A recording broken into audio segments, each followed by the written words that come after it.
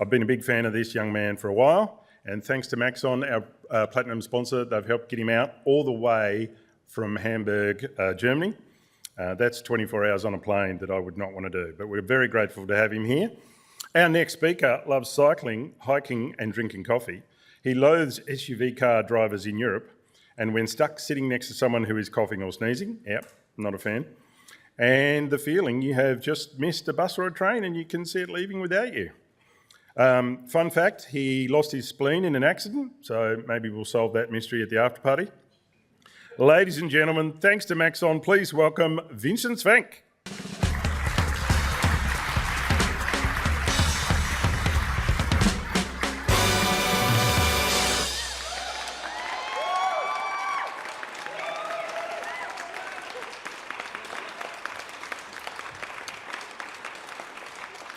So, hello everyone, and welcome. My name is Vincent Schwenk, and I'm a 3D artist creating colorful and fluid sculptures like these ones.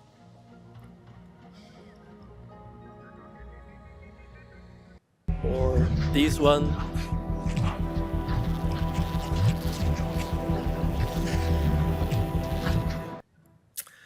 So, hello Melbourne.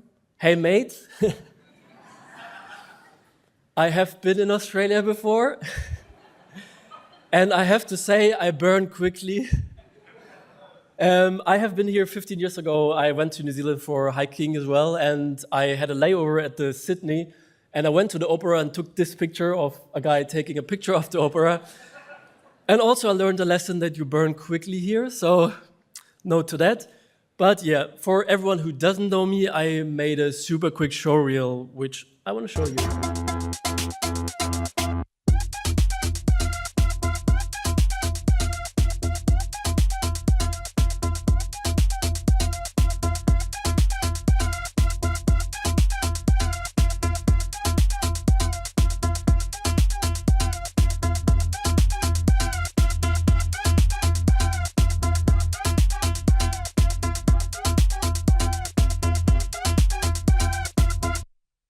Yeah.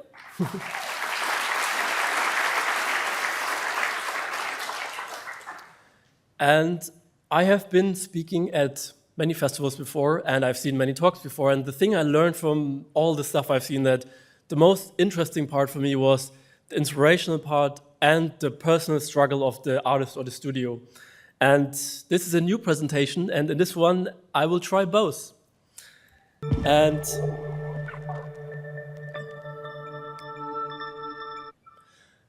I first want to give you a quick introduction, like who I am and where I come from. And I found out that a key thing of myself is being in motion. I am like hyperactive, always doing sports. And this is me as a kid growing up in Bavaria. You can see this wearing the traditional Lederhosen.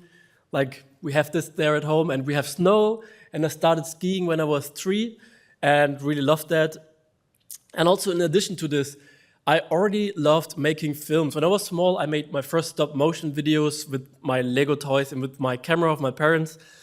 And it was fun, and I did this over the time, and I even did movies when I was like 16, 17, and I found one of the old movies. And to give you a perspective what people are doing these days when they're 17 or 16, I want to show you a little piece of an artist who's called Gogs, and he's really doing amazing stuff. And this is like, I don't know, a couple of minutes, and I just want to show you a few minutes or seconds of his work. It's now that I looked through it, I realized that there are only 2 pages left to go. Well, 2.5, since one drawing just needs some color.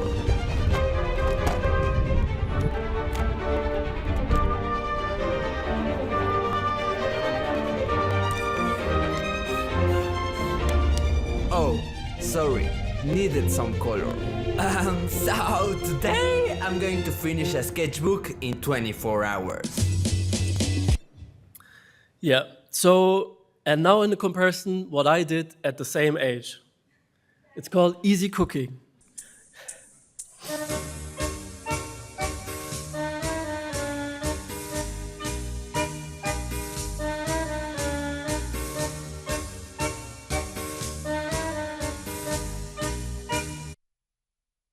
So it's super lame, but I wanted to show you this because I want to compare these two things and want to highlight the key information of this. It's just do things, like the typical Nike advertising things. Like consistency is like very important, and I think, well, a good thing is that when I was young, there was no internet, and I was not able to see how bad I am. So that's nice, because I would say, like, yeah, like, I don't know. Yeah, it's just good to do things and not compare yourself to other ones as well. And for me, my sort of professional career started here. And you're wondering why I'm showing you such a crappy images. And this was because I really love photography, and I took many pictures, basically because I was quite into skateboarding and snowboarding, but this comes more. But with this image, I made 580 euros when I was at school, because I sold it on a stock website. At this time, I thought, wow, that's pretty amazing. I think I can make a living out of this. And I got way much more into photography, and because I wanted to be able to take pictures of me and my friends, and this is actually me when I was 19, something like this. And I took pictures of my friends, and of course my interest developed further, and I started taking pictures of other people or of landscapes or like many different things. And this was a really great kickstart into my creative career, and I thought, okay, what should I do with this? So there was the option to study photo design or graphic design. And the only reason I made graphic design is because I was able to move out from home and move to another city. That was Augsburg. Like, obviously no one knows that here, but whatever. So, and in university, I was very versatile and I was interested by everything. So I did from illustration to photography to graphic design to branding to animation to painting, drawing, screen printing, like literally everything. And when I finished university, I thought I'm this good, but reality hit hard. And I think this is what I actually was only able to do.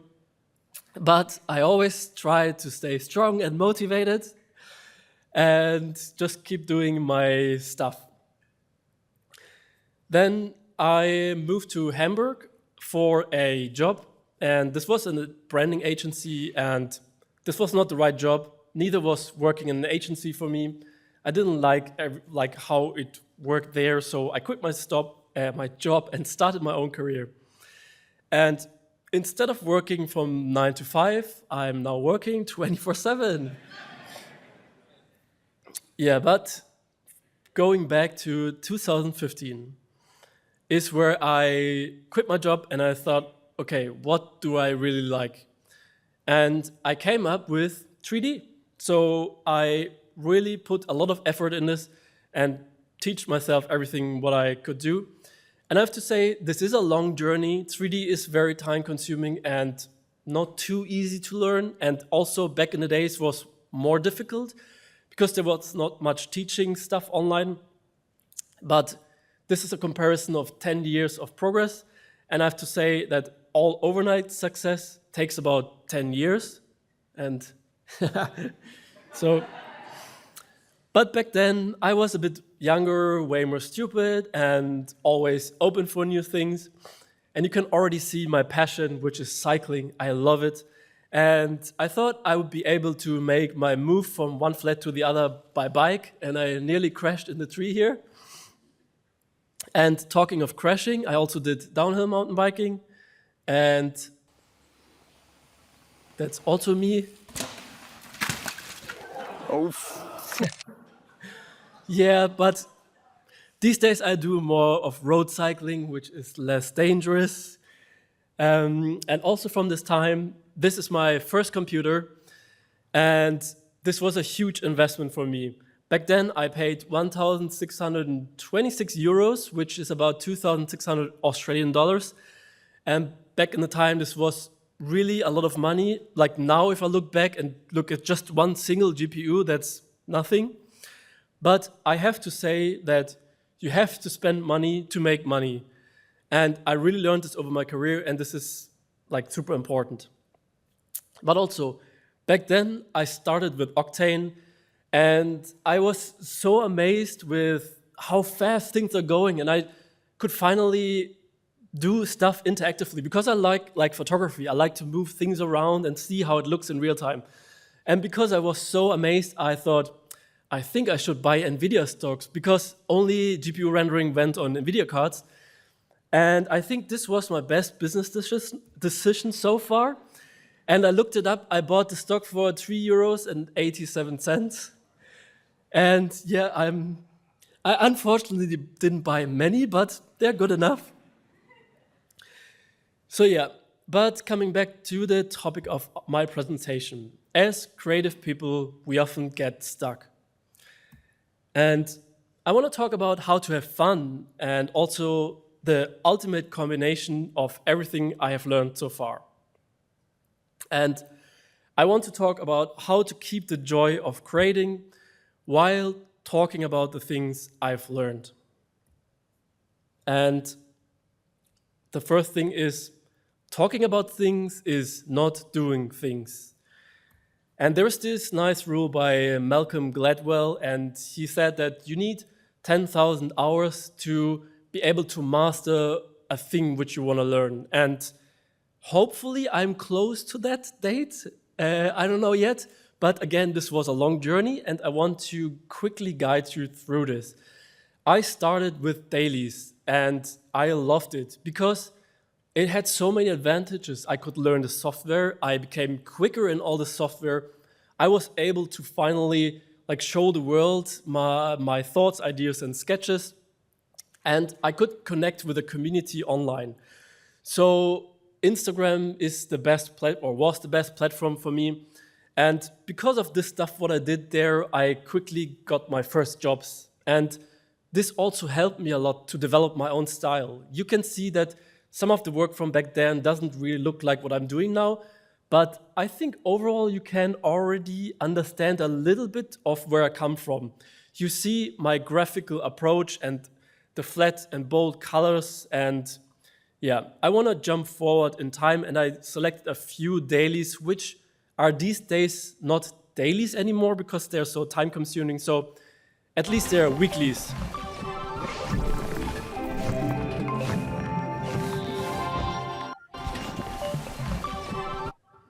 And another example, for example, this was some tests for the concept of time, and these ones as well.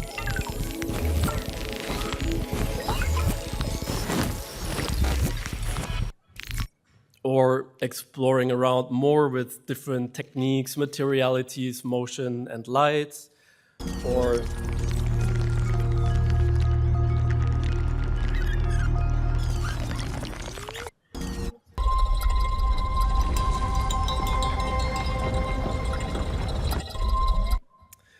then comes my number 2, learning new things. And everyone knows this. We are an extremely fast developing community where techniques change monthly. And I think it's super important to always learn new things and be ahead of the time, or not ahead, but at least be in time.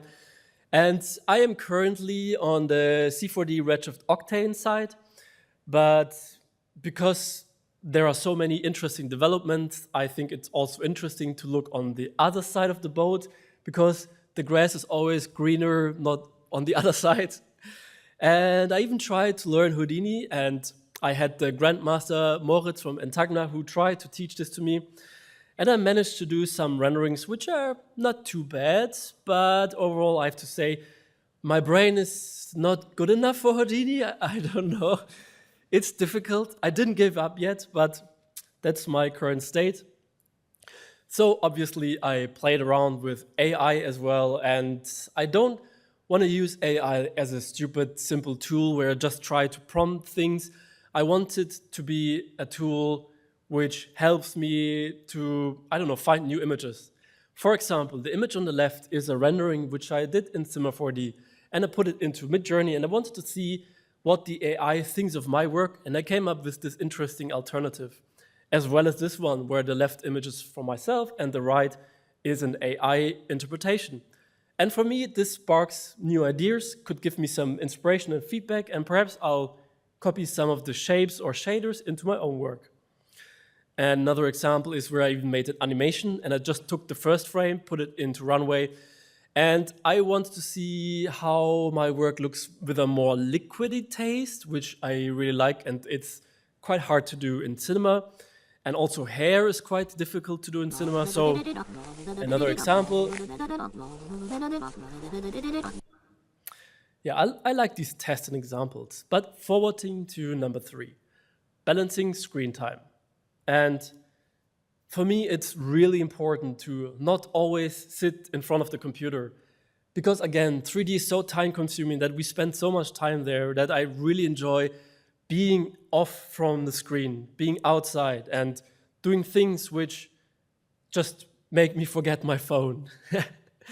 And for example, this picture was just taken a few weeks ago back in Germany or Austria, and yeah, some more images of me cycling around in the world and having fun. And I want to talk about one series where where this concept comes into play. I made this series, which is made of 3 steps, and I started in the beginning of the pandemic with a first series where I wanted to express my feeling of dancing and being out in a club and being live and vivid. So this is the first part of this series.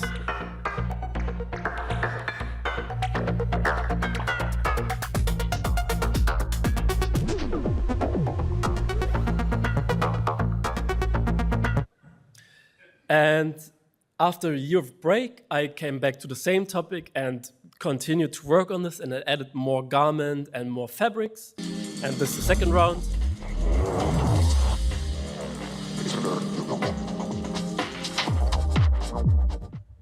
And 1 year later,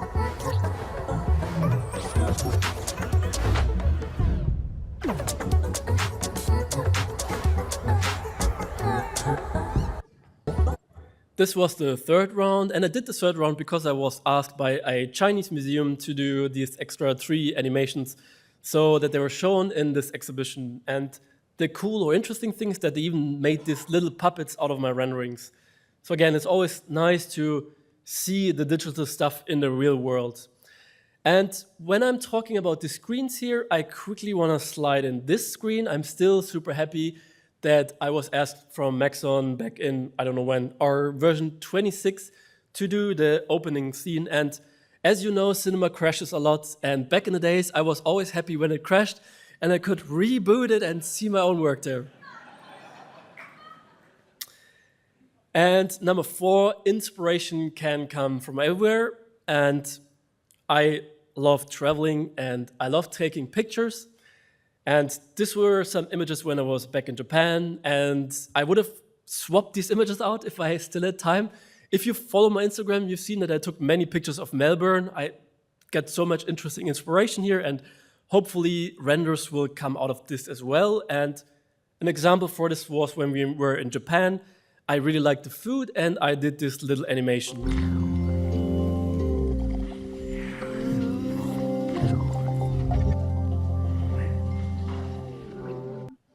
Then another huge inspiration in my life came in the beginning, like 1 week before the pandemic. And weirdly, I'm the second guy talking about toy poodles here. This is Brezel, my little son. I didn't want a dog in the first place, but after Pierre convinced me, I'm now the biggest dog daddy ever. And yeah, Brezel is giving me a lot of inspiration. For example, one day I forgot to bring his poo-poo bags, and I had to put it into this transparent one and made this fun little rendering. And talking of transparent trash bags, somehow I'm weirdly obsessed with the aesthetics of these things. I like how the opaque plastic materials shows these waste objects. For me, it has even some ready-made character. And so I thought I'd do the same for me. I scrapped up a lot of different projects, took out assets which I don't need anymore, and threw them all in a plastic bag and made my own little rendering there with lots of little fun additions to this. And going further, for example, another huge inspiration came to my mind and Vitaly's mind when we opened our drawer. And just a quick question, who has the same box at home? many hands are raising. And because of this, we started a little project which is called Legacy Waste, and I want to show this to you here.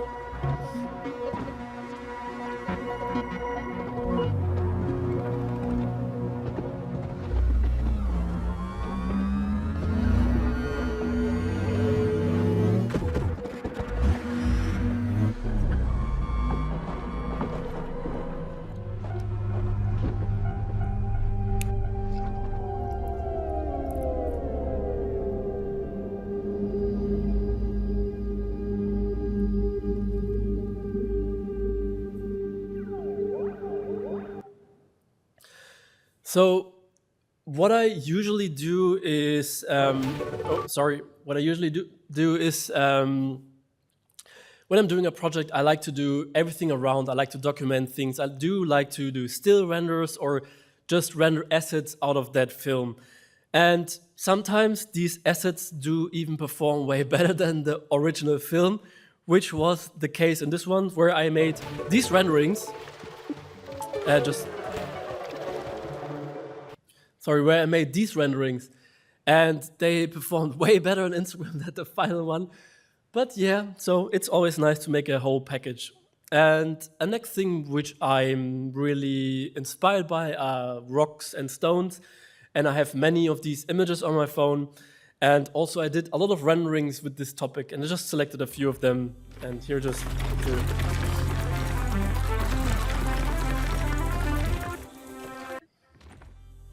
Then what is also quite important or fun is working with the right client. And we know that working with clients can be annoying, but I selected some of the projects which work very well, and I do still like very much the result of it. These were for Google DeepMind, where I did several different artworks for their algorithms for artificial intelligence. And this is a recent project. And this is a furniture company, and they gave many artists different materialities, and everyone could do a work with this work. And these were my two examples. Or I have this piece.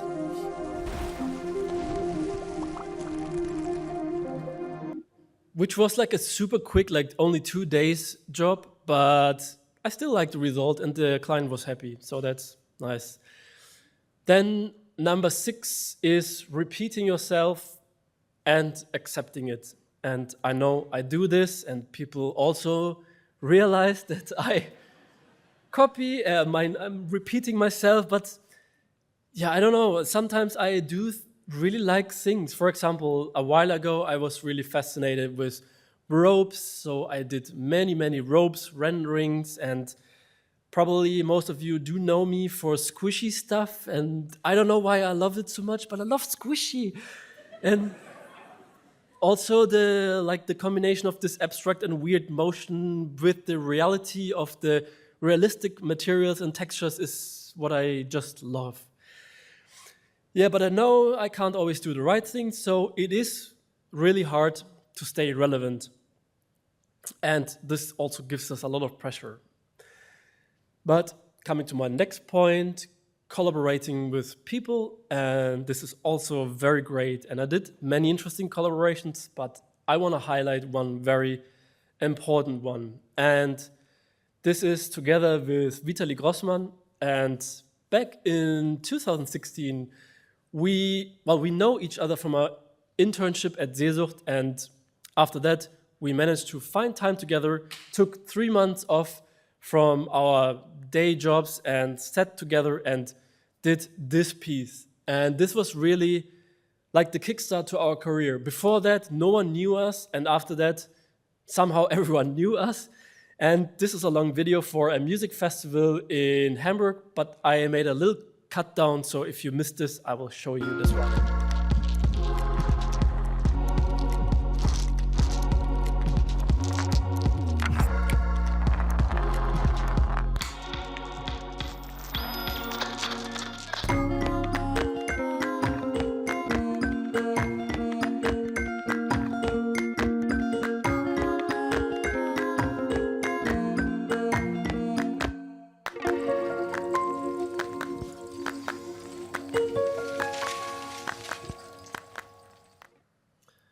Yeah, and since then we teamed up several times to do commercial work or also free projects. And I have another quick free project which I did together with Vitaly, and this time we didn't have as much time, but we gave ourselves the topic of connecting things, and we did a lot of R&D and explored different directions, but in the end we focused on this wood connecting objects, and this is the film to it.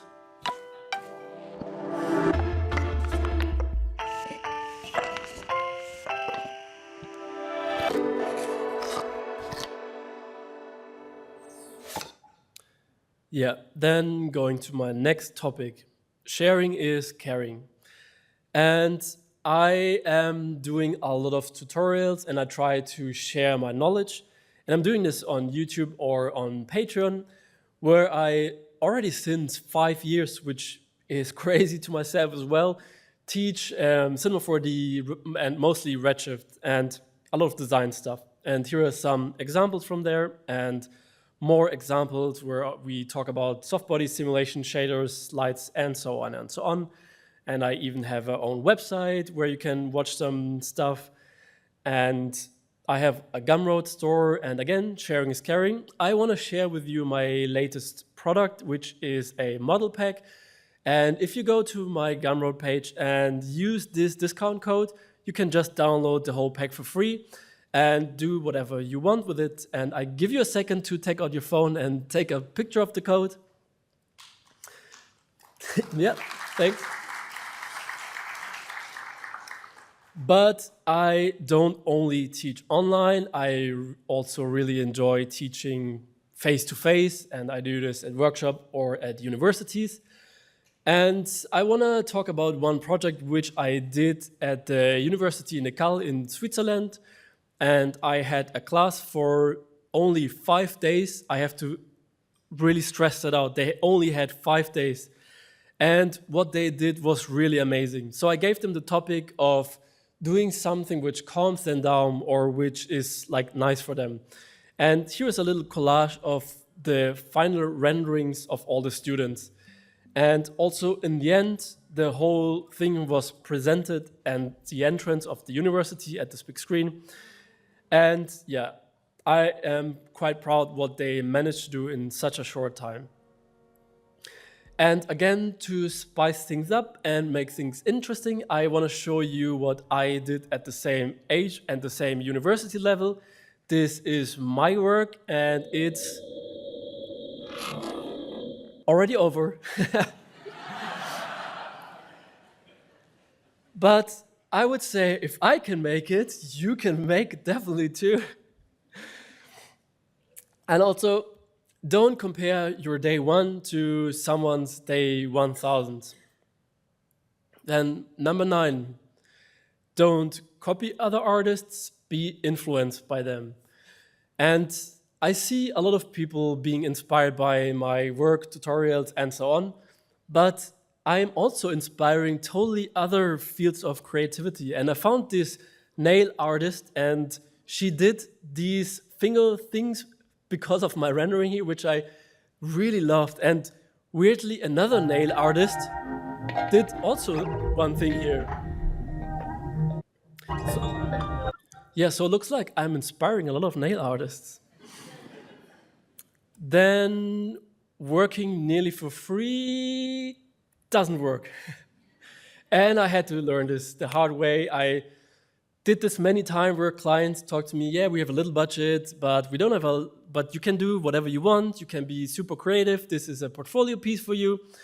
And every time I did that, the project failed. And I want to show you one big fail, which was for a German furniture company. And this is perhaps 50% of the project, but at this point, I was already in such an argue with the client because he wanted his product bigger, and I said, yeah, but you're not gonna pay me, so I'm not gonna do that. He only wanted to pay me with furniture, so I told him, if I'll do this, it has to be a portfolio piece for myself, and I'm not gonna listen to you. And he told me I'm a diva, so in the end, I said, okay, it doesn't make any sense to continue, we have to make a cut here, and unfortunately, I have this piece which is useless now, but yeah, I had to learn this. And I took some of the things that made like,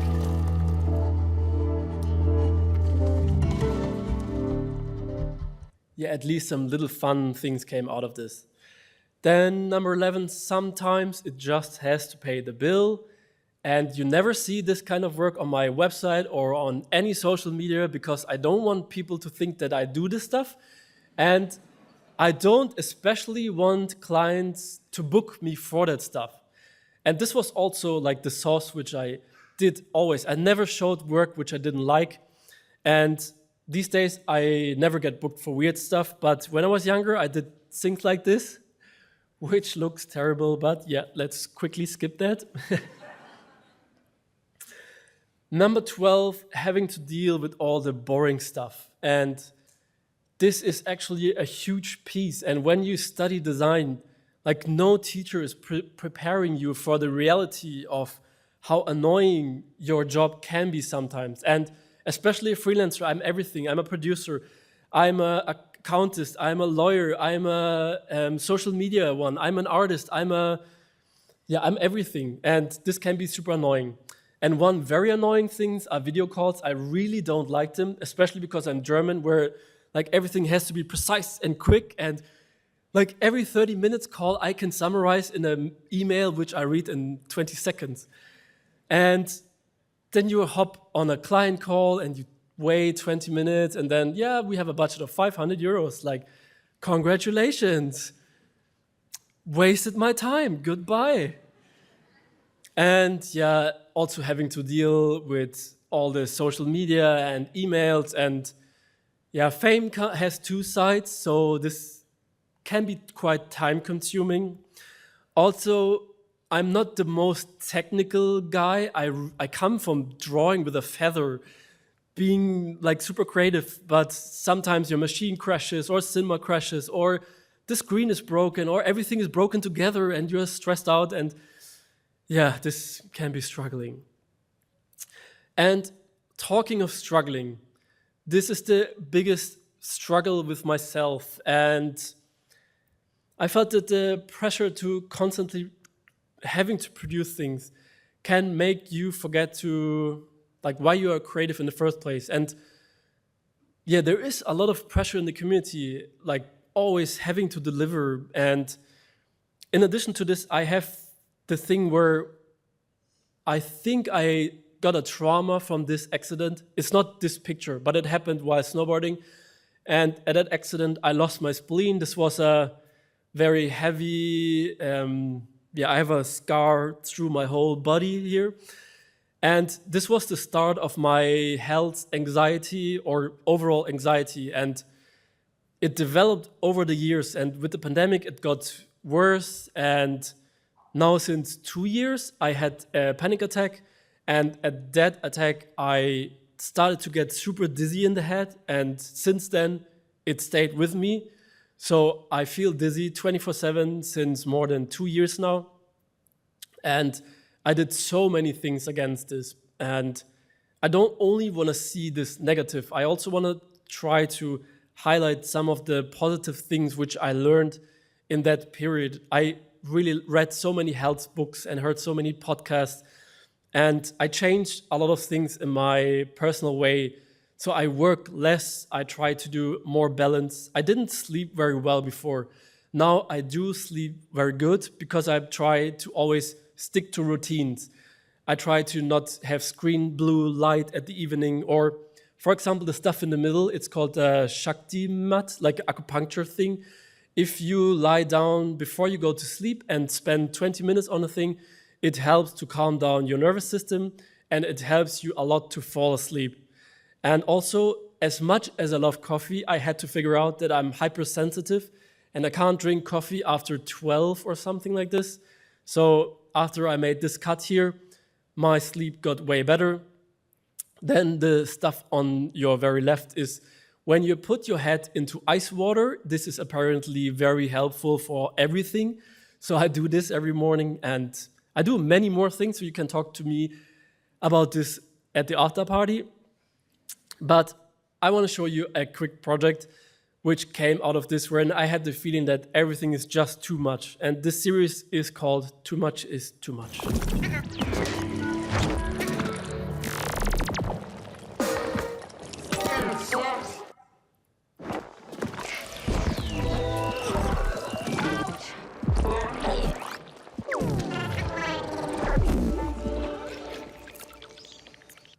So yeah, you are more than your productivity. And one last thing, what I've learned over the years, you sometimes have to be sneaky. And I want to show you a project which someone did, not me, and the person who did that is not allowed to show that. So I am showing you this anyways. Again, this is not me, but the person was super stoked when he was asked by Apple to do this little animation, and it was shown onto certain devices from Apple, for example, on their Vision Pro or on their MacBook Pro. And yeah, this was, I liked it.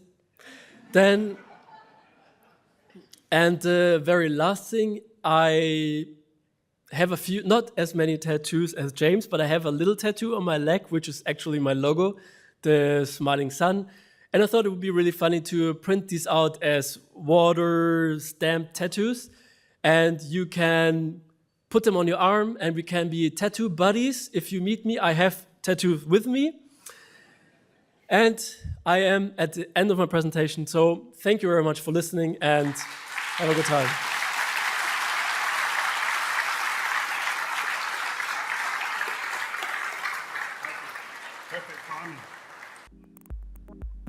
One very important stylistic element is that my renderings are often very flat, because I always use long lens cameras, and that comes a bit from my design background. I made a lot of graphic design in university, and I enjoyed the poster arts, and they're always flat. So I'd say these type of elements still reflects my work. You should produce every day something that you won't get lost in the field of all these creative people.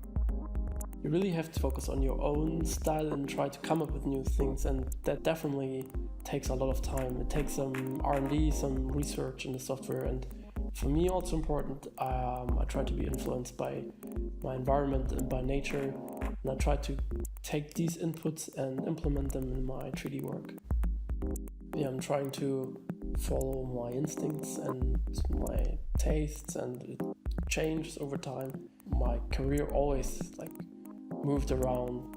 I mean, in the world of 3D you can also move in so many different fields, but let's see what's gonna happen.